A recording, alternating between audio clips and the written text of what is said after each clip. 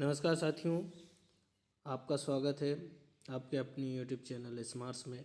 मैं दोस्तों हर चैप्टर के हर टॉपिक के 50-50 MCQ लेकर आ रहा हूँ टेक्निकल इलेक्ट्रिकल के। ठीक है, मैंने बेसिक के लगभग में 150-200-300 क्वेश्चन करा दिया हूँ। ठीक है, अब इसमें देखेंगे हम जो है ओम का नियम। ओम के नियम के साथ साथ में क्या है, यहाँ पे हम देखेंगे कलर कोडिंग और रेजिस्टेंस के सारे क्वेश्चन। ठीक है, कलर कोडिंग से रिलेटेड मैं जो है वीडियो डाल चुका हूँ। ठीक है, उसको अगर देख लोगे आप तो कलर कोडिंग से जो रेजिस्टेंस के हम टॉलरेंस निकालना हो, ठीक है, वो सारी डिटेल में उसमें दे दिया हूँ। ठीक है, तो आप जाकर चेकआउट कर सकते हैं। ठीक है, देखते हैं ओम का नियम क्या बताता है। ओम का नियम जो बताता है वो क्या है, V समानुपाती I। ठीक है, क्योंकि V बराबर होता है IR, तो V समानुपाती I होता है। ठीक है, ओम का नियम का सूत्र क्या है, V बराबर IR। ठीक है, अगले क्रम में देखते हैं हम प्रतिरोध की SI इकाई क्या है। प्रतिरोध की SI इकाई क्या है, ओम। ठीक है, प्रतिरोध किस पर निर्भर नहीं करता है, यहाँ ध्यान रखना दोस्तों। कई बार क्वेश्चन ऐसा देता है कि प्रतिरोध निर्भर आप नहीं पढ़ना भूल जाते हैं और आंसर लगा के आ जाते हैं। ठीक है, लंबाई त्रिज्या और तापमान पर निर्भर करता है पर विभवांतर पे नहीं, क्योंकि R बराबर क्या होता है, रो L अपान A। ठीक है, जिसमें त्रिज्या, लंबाई, तापमान, टेम्परेचर ये सारी चीज़ों पर निर्भर करता है। ठीक है, अगले क्रम में देखते हैं प्रतिरोध का सूत्र क्या होता है। मैंने बताया था अभी जस्ट ये R row L upon A। ठीक है, जहाँ L लंबाई है, A पृष्ठ क्षेत्रफल है। ठीक है, प्रतिरोधा रजिस्टिविटी की SI इकाई क्या है, वो होती है हमारी ओम मीटर। ठीक है, रजिस्टिविटी इसी को बोलते हैं। ठीक है, रो को। ठीक है, अगले क्रम में देखते हैं किस पदार्थ का प्रतिरोधकता सबसे कम होती है, तो तांबा।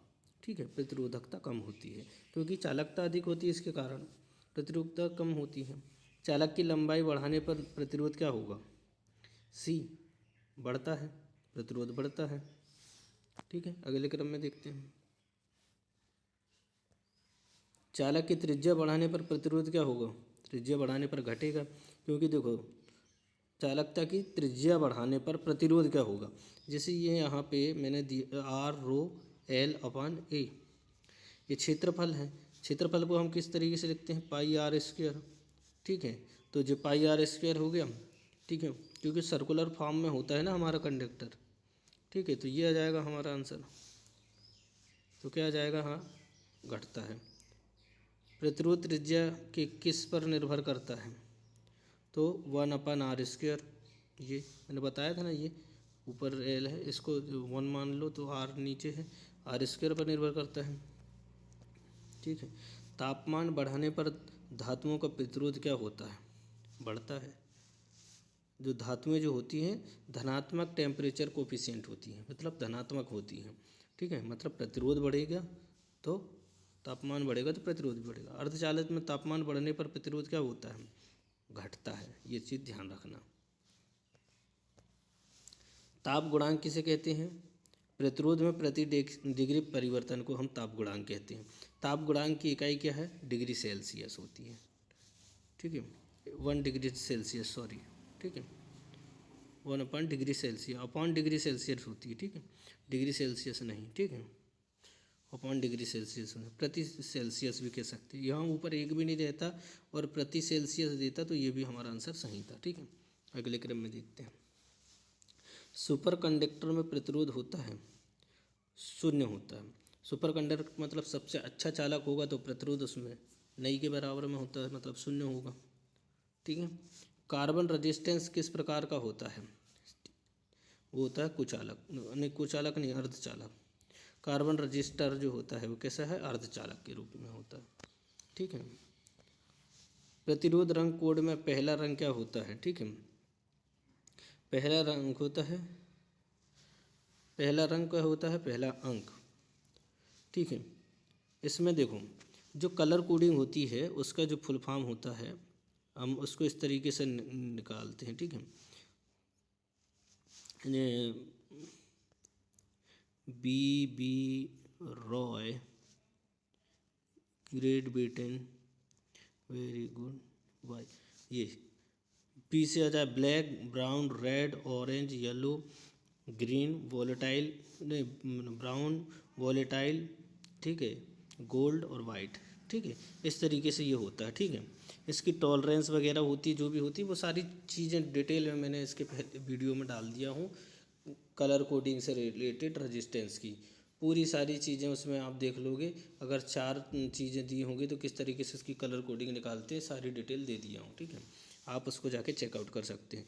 दूसरा रंग क्या बताता है, दूसरा रंग भी जो क्या बताता है, दूसरा अंक बताता है। वो कलर कोडिंग में अभी आपको समझ में नहीं आ रहा कि पहला रंग क्या बताता है, दूसरा, मतलब जिस कोडिंग हम निकालते हैं, जैसे 3-4 चीज़ें देते हैं ना, फिर गुणनखंड आता है, फिर टॉलरेंस दिखाता है, ठीक है। दो अगर 4 कलर दिए हों तो 4 कलर में पहले कलर की क्या लेते हैं, अंक लेते हैं, दूसरे कलर का भी अंक लेते हैं, तीसरे की अपन को घात लेना पड़ता है, और चौथे में हम टॉलरेंस देते हैं, ठीक है, कितना प्रतिशत है, ठीक है। अगले क्रम में देखते हैं। तीसरा रंग दर्शाता है गुणांक, मैंने बताया था। चौथा रंग दर्शाता है सहनशीलता, टॉलरेंस, ठीक है। ये चीज़ें आपको उसमें वीडियो देखने के बाद समझ में आ जाएगी, और जो पहले पढ़ चुके हैं तो उनको समझ में आ जाएगा, ठीक है। 11 काला रंग का मान क्या होता है, वो होता है 0, ठीक है। क्योंकि 0 से लेकर 9 तक 9 वो होते हैं, जो मैंने बताया था, जैसे बी रॉय, बी पहले ब्लैक फिर ब्राउन, ठीक है। भूरा रंग क्या होता है, उसकी टॉलरेंस ये है ब्राउन, भूरा 1 नंबर, ठीक है। लाल रंग तो ये आ जाएगा दूसरा, बी रॉय 0 1 2, ठीक है। नौरंगी रंग क्या होता है, नौरंगी रंग ऑरेंज होता है ना, और नौरंगी तीसरा, ये हो गया तीसरा।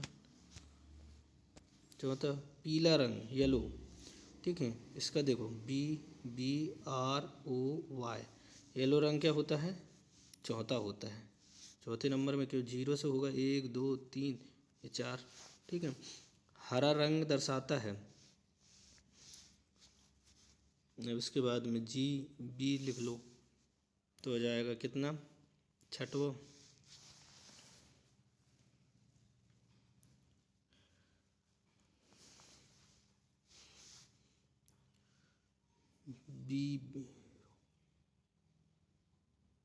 BG है ना, BG है, ठीक है। 5वां J है और 6वां J है, ठीक है। BG आएगा, GB नहीं, BG, ठीक। अगले क्रम में देखते हैं।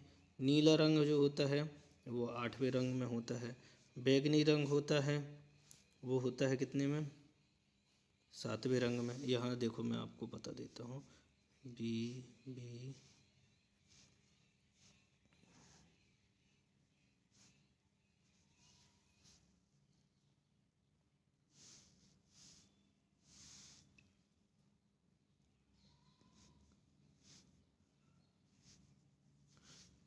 0 1 2 3 4 5 6 7 8। नीला रंग क्या है,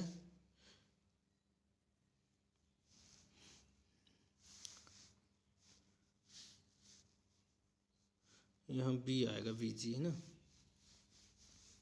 ये सारी चीज़ें आप यहाँ कन्फ्यूज़न होगा, आप जो है इसके ऑब्जेक्टिव लगाओ, और ये जो है टॉलरेंस और ये सब सारी चीज़ें कलर कोडिंग जो है ज़रूर पूछता है। तो आप इसका पहले मैंने जो वीडियो बनाया हूँ उसको देखेंगे तो आपको पूरी जो है यहाँ से जो है आपको इसके जो डाउट है वो क्लियर हो जाएगा, ठीक है।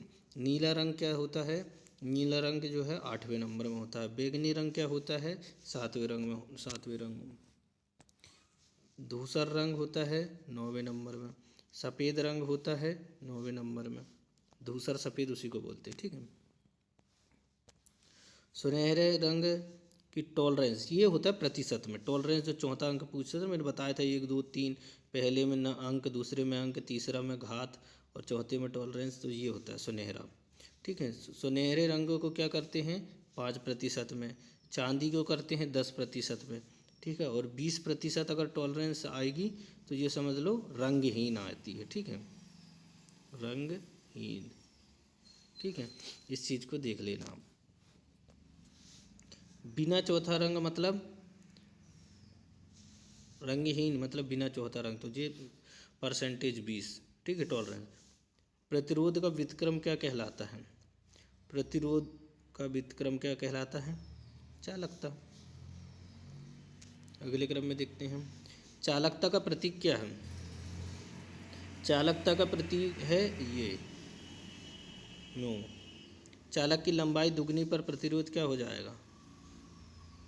दुगना हो जाएगा, कि आर जो है रो एल अपान ए, लंबाई बढ़ाएंगे 2 गुना तो 2 गुना वो हो जाएगा, ठीक है। अगले क्रम में, चालक का क्षेत्रफल दुगना पड़ने पर प्रतिरोध कितना होगा?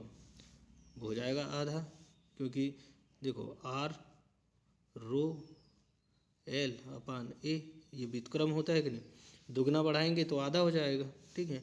प्रतिरोध किसके समानुपाती होता है? लंबाई के। अगले क्रम में देखते हैं, प्रतिरोध किसके व्युत्क्रमानुपाती होता है? क्षेत्रफल के। ओम का नियम किस ताप पर सत्य है? ठीक है, स्थिर ताप पर।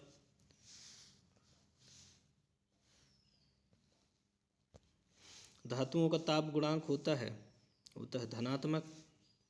ताप गुणांक धनात्मक होता है, मतलब टेम्परेचर बढ़ेगा तो रेजिस्टेंस बढ़ेगा। अर्धचालकों का ताप गुणांक क्या होता है? मतलब चालकता बढ़ेगी। अर्धचालकों का ताप गुणांक ऋणात्मक होता है, ये ध्यान रखना। अगले क्रम में देखते हैं, प्रतिरोधकता किस पर निर्भर करती हैं? तो होता है पदार्थ की प्रकृति पर। लंबाई, क्षेत्रफल और धारा इस पर निर्भर नहीं करती। प्रतिरोधक मतलब रो। अगर मैं बोलूँ कि कॉपर का एक तार जो है और दूसरा तार, 2 तार हैं, ठीक है, पहले की लंबाई दुगनी कर दिए और दूसरी की 4 गुना कर दिए। अब इनका अनुपात कैसे निकालेंगे? तो लोग बाग इसको 1:2 कर देंगे, पर इसका अनुपात हमेशा 1:1 आएगा, क्योंकि ये लंबाई पर इसकी कोई प्रतिरूपता लंबाई, क्षेत्रफल इस पर निर्भर नहीं करती, सिर्फ पदार्थ की प्रकृति पर निर्भर करती है। अगर एक एल्युमिनियम का होता है, दूसरा कॉपर का होता है, तो ये 1:2 होता, ठीक है, ध्यान रखना। समान लंबाई व क्षेत्रफल वाले 2 तारों में किसमें आर अधिक होगा? तो जिसकी जो प्रतिरोधकता अधिक होगी, ठीक है। अगले क्रम में देखते हैं, प्रतिरोधकता किसका गुण है? तो वो है पदार्थ का, ठीक है।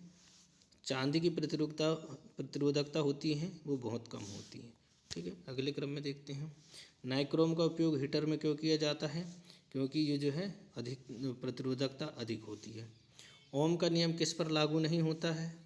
तो वो होता है डायोड में नहीं होता, धातु मिश्र धातु और चालक में होता है। अगले क्रम में देखते हैं, विभवांतर की इकाई क्या है? वोल्ट होती है। शक्ति का सूत्र क्या है?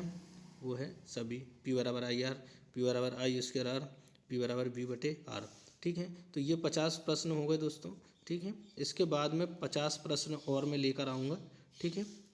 और ऐसे ही मैं हर चैप्टर के टॉप 100 क्वेश्चन, ठीक है, जो बड़े मतलब टॉपिक के 100 क्वेश्चन, बाकी अध्याय के 200-300 क्वेश्चन रहेंगे, ठीक है। ये चीज़ ध्यान रखना, ठीक है। ये एमसीक्यू वाली सीरीज़ में चला रहा हूँ, आपको हर कंपटीशन एग्ज़ाम के लिए, एएलपी के लिए, बिजली विभाग की सभी वैकेंसियों के लिए उपयोगी रहेंगी, ठीक है। ज़्यादा से ज़्यादा शेयर करें, सब्सक्राइब करें और अपने दोस्तों को शेयर करें। धन्यवाद।